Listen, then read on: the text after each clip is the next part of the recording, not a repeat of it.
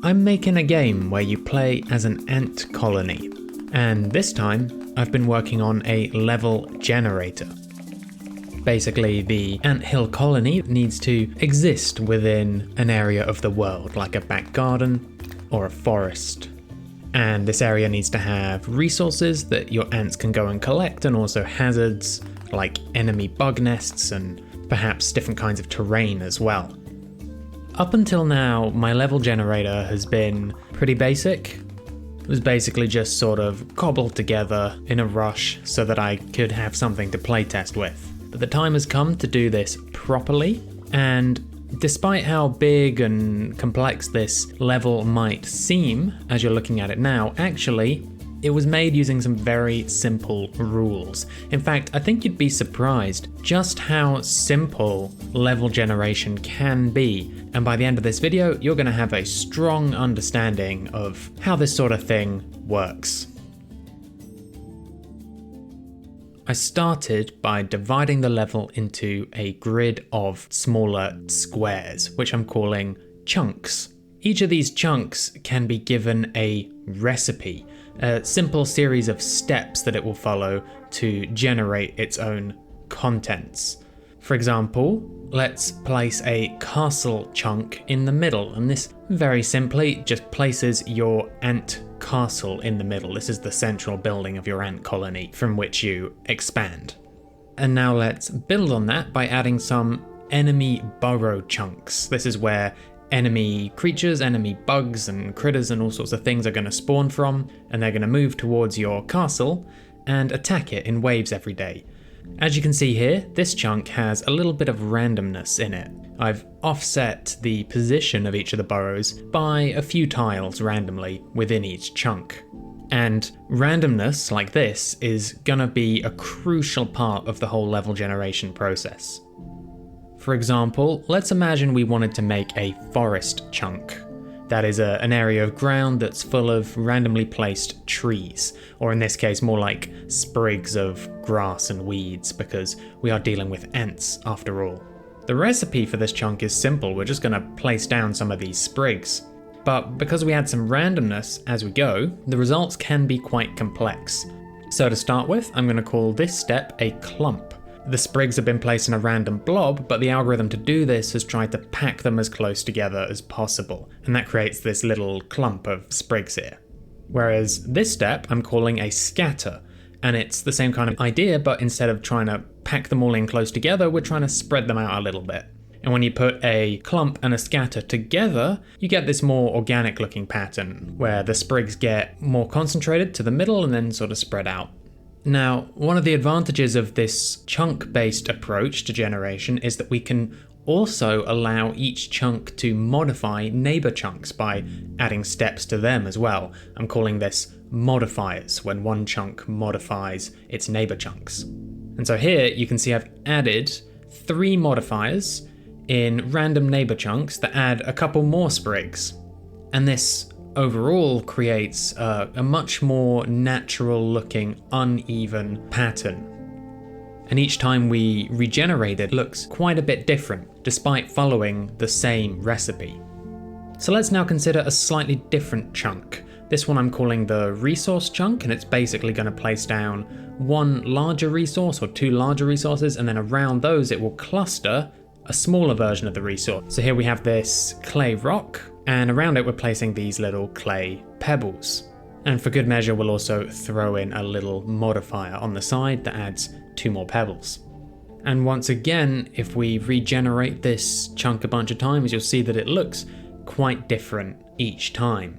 And in fact, if we put these 2 chunks together, putting a forest chunk next to a clay resource chunk, you can see that when combined they look even more random. Despite the fact that you can see in the visualizer here that we're actually following a very simple overall recipe. And so that is the basic idea of how our level generation is going to work. We're going to have a recipe of steps. The steps are fixed, but when you implement each step, you add some randomness, and this creates a nice balance between structure on the one hand and randomness on the other. And that is what makes something look appealing. If If it's too random, it'll just look like a mess. If it's too structured, it doesn't look natural. So that balance between structure and randomness is what we're going for. Now I want to take these chunks to the next level, and to do that, I'm going to add terrain. Terrain is something I've always wanted to have in the game, but it's always just kind of been a low priority, but I think now is finally the time, and this means we need to do a bit of an interlude and talk about shaders. Shaders are programs that tell the computer what something is supposed to look like, and this topic is a bit more complex than level generation, but don't worry, I've broken it down into some simple steps so you can follow along. Our goal is to make a shader that can render different kinds of terrain. Grass, soil, sand, mud, that sort of thing, all at the same time in different places on a big terrain rectangle. And to do this, we're going to start with a custom texture. Each pixel in this texture is going to be one of the tiles in our level. And the ground color corresponds to the kind of terrain we're looking at. So, the green is grass, the brown is soil, yellow is sand, and gray is gravel. So you can already kind of tell what you're looking at, but it looks very flat. And what we really want to do is overlay various detail textures to liven this up, and we want to have different kinds of detail in each of those regions. If we look inside the shader, here's how I did that. We start with 3 different detail textures, which are all monochrome, grayscale. And what we want to do is we want to take these 3 textures and pack them together into a single color. You might be aware already that the way colors work in computer systems is that they are made out of 3 primary colors of light: red, green, and blue. And by mixing those primary colors, you can get all colors. And that's actually how colors are stored in the computer. They're stored as basically 3 numbers: a red number, green number, and blue number. And what we want to do is take these 3 monochrome textures and pack one into the red channel, one into the green, and one into the blue, giving us this rather trippy looking combined pattern. Now we need a second ground texture, and this one has pure colors of red, green, and blue in it. It looks weird, but the idea is that this is a mask. These colors of red, green, and blue line up with the different ground colors on our first texture, and basically they tell us where we want to place each detail texture on the ground. So in the red channel we're going to show the first detail texture, in the blue channel we're going to show the second, and in the green the third.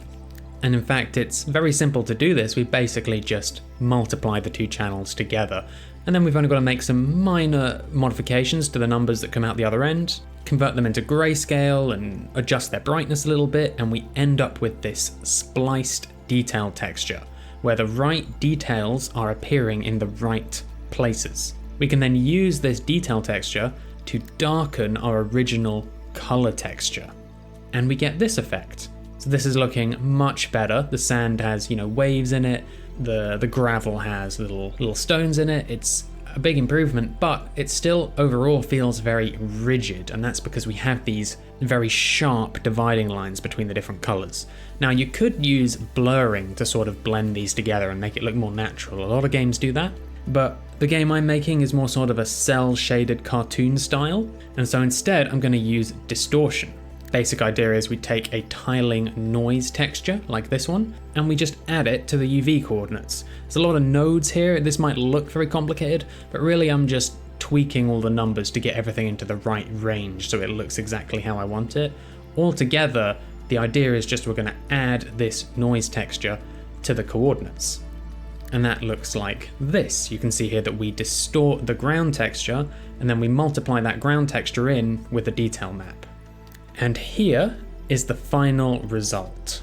One huge benefit of doing things this way is that the ground colors and the detail masks are on separate textures, which means we can change them independently. For example, if I wanted to have blue grass or yellow mud, we could do that, but that's a bit of a spoiler for later on.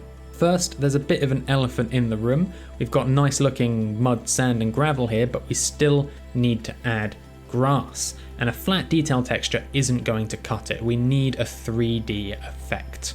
The basic idea is to take this grass sprite and just copy paste it everywhere with slight changes.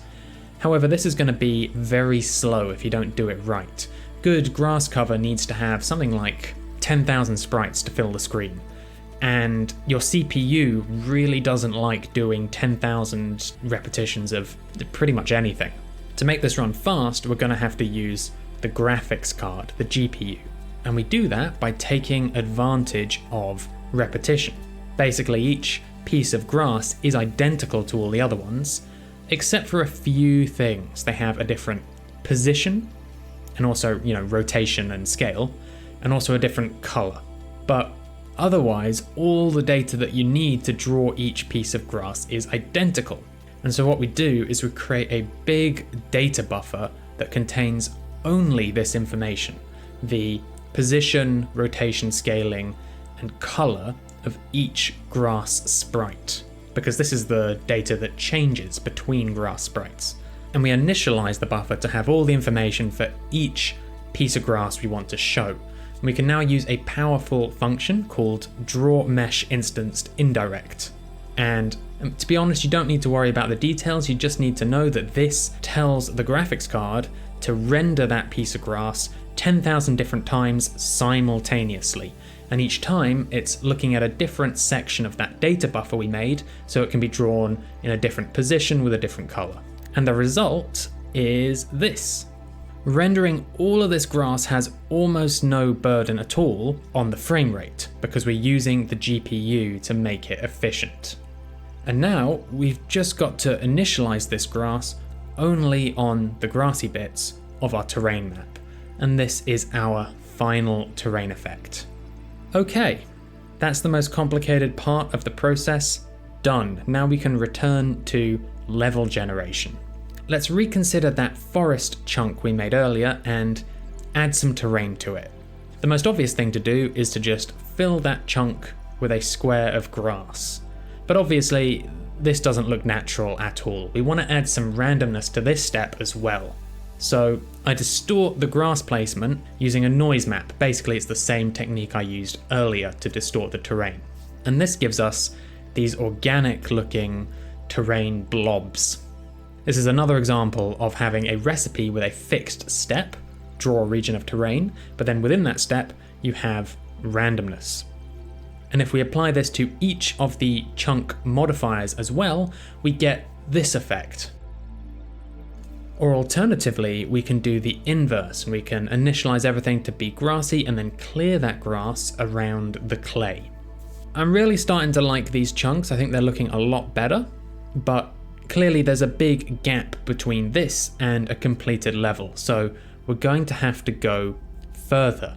The next step is to take these chunks and group them into a chunk cluster, and each cluster is also going to have a recipe. In previous prototypes, I've made a whole bunch of different graphics for this game, and so I figured let's salvage some of those graphics to make a nice looking set of clusters.